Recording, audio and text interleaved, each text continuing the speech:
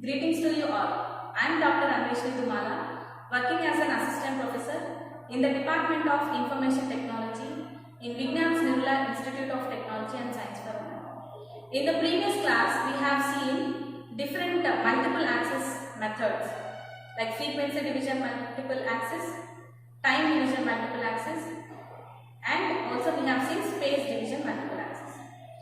So, before we discuss code division multiple access with an example, let us see few more concepts in medium access control. So, now we are going to see demand assigned multiple access, DAMA. So, channel efficiency is only 18% in the case of pure Aloha and it is 36% in the case of slotted Aloha. Next one, in this demand assigned multiple access, we are reserving the resources or the time slot before we transmit the data. That is how we are able to achieve more efficiency when compared to the Aloha and slotted Aloha. So reservation can be increased up to 80%. So a sender reserves a further time slot. Sending within this reserved time slot is possible with a collision, without a collision. So reservation also causes higher delays, typical scheme for satellite links. So examples of this reservation algorithms are, so explicit reservation according to the reservation Aloha, and next one is implicit reservation, that is PRMA, that is what we are going to see in the next slide.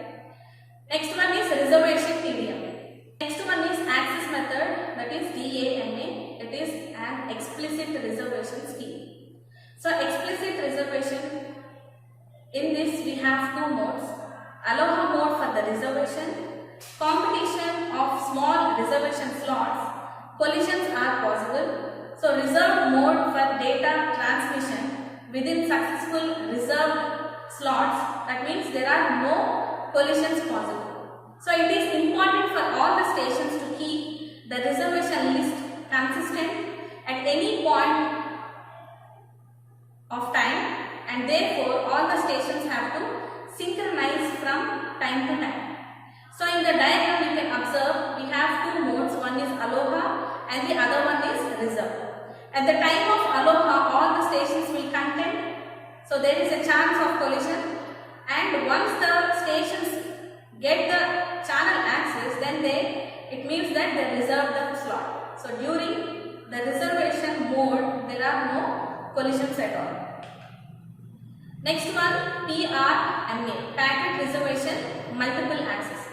This is an implicit reservation scheme. So a certain number of slots form a frame and frames are repeated. So stations compete for empty slots according to the slotted Aloha principle. So once a station reserves a slot successfully, this slot is automatically assigned to this station in all the following frames as long as the station has data to send. So competition for this slot starts again as soon as the slot was empty in the last frame.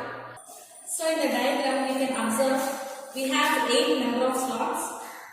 So time is divided into 8 number of slots, and in frame 1 we are sending data of A. That means the stations have reserved that particular time slot. So here the base station will send the updated reservations of slots to this mobile stations. So in the first one we can see that the first slot is occupied by A, next one C, next D has occupied, next A, B, A, and 7th slot is idle, it is not allotted to any station, and 8th time slot, time slot 8 is assigned to station F. So this is how the reservation of the slots, the status of the reservation of slots by different stations is updated to the mobile stations. So based upon the empty time slots available, the stations will request the base station for the allotment.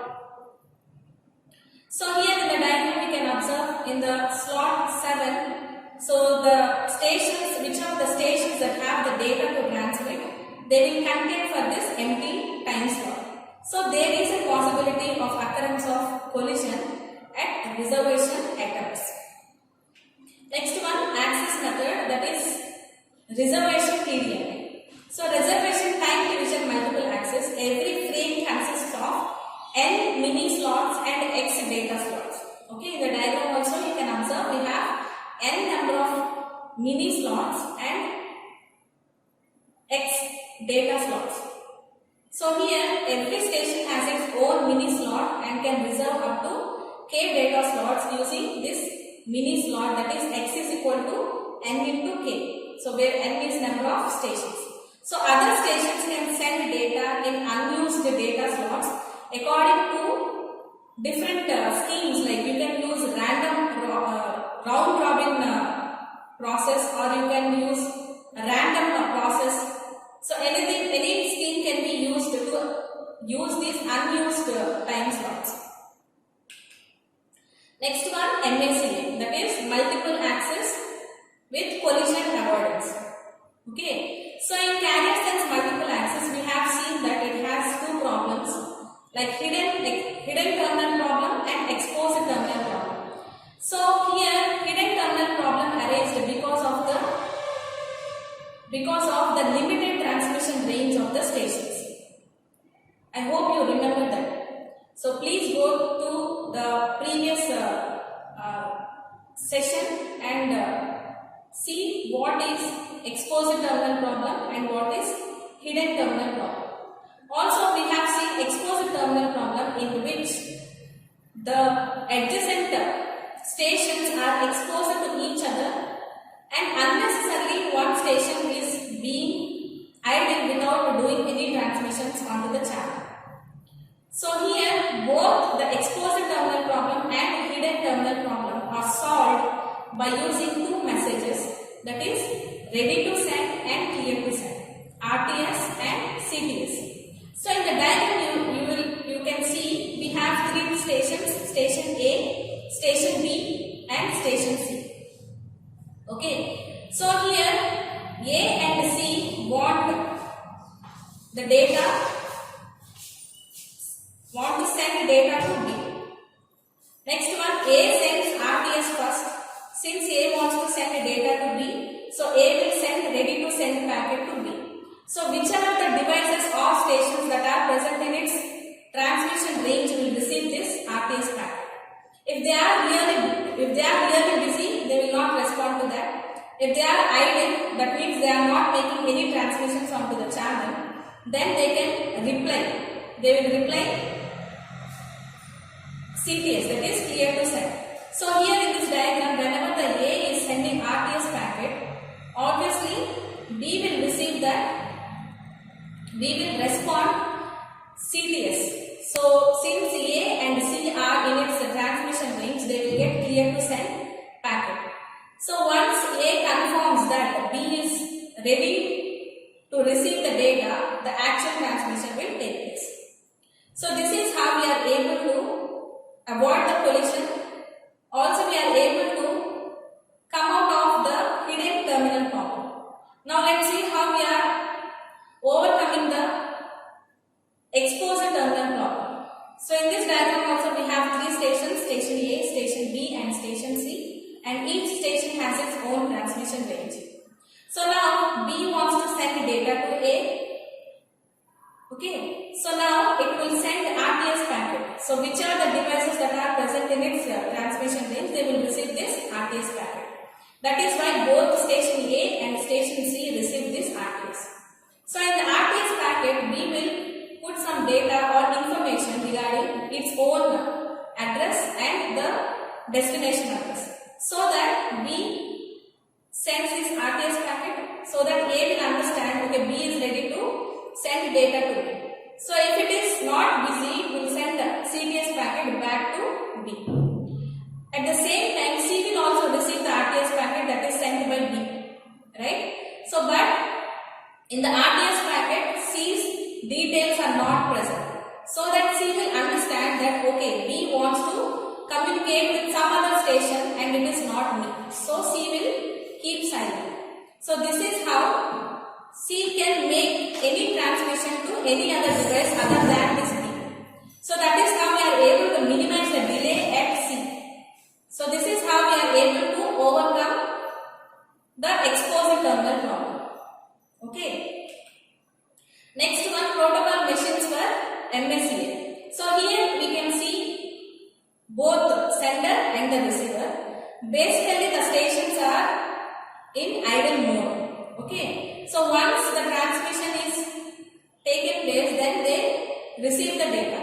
Right. So in the diagram you can see at center, initially it is at idle state. It is waiting for the ready to send packet. So if someone sends this packet, then it can reply to that. Otherwise, if it only sends this RTS packet, then it will wait for the acknowledgement. So once the acknowledgement comes, again it goes back to the original idle state. The same happens at receiver also. See, it is initially in the idle mode. Then CTS or RTS packets are sent. Then it will wait for the data. So once the acknowledgement is received, then it will again goes back to the idle mode. Next one, polling mechanism. So the general meaning of polling is something like contending for the channel access. So one terminal can be heard by all others. This is what we are calling central terminal. Okay, so now all schemes that are known from fixed networks can be used here. Example, randomly addressed polling. So base station signals readiness to all the mobile terminals. Terminals they are ready to send can now transmit a random number without collision with the help of code division multiplexing or frequency division multiplexing. So the base station now chooses one address for polling from the list of all random numbers. So the base station acknowledges correct packets and continues polling the next terminal. So this cycle starts again after polling all the terminals of the list. Next one is inhibit sense multiple access. So the current state of medium is signaled via a busy tone. So the base station signals on a downlink if the medium is free or not. Okay, so the terminals must not send if the medium is busy. They have to wait for a random amount of time. So terminals can access the medium as soon as the busy tone stops. So who will send this busy tone? Base station will send this busy tone to the mobile stations. So if mobile station is keep on hearing the busy tone from the base station, then these mobile stations will understand that okay, some transmissions are going on the network, so let me be idle for random amount of time. Then again they start. So once the busy tone is stopped from the base station, then these mobile stations will understand that okay, now I can make a transmission. Okay, so this mechanism is used for integrated networks.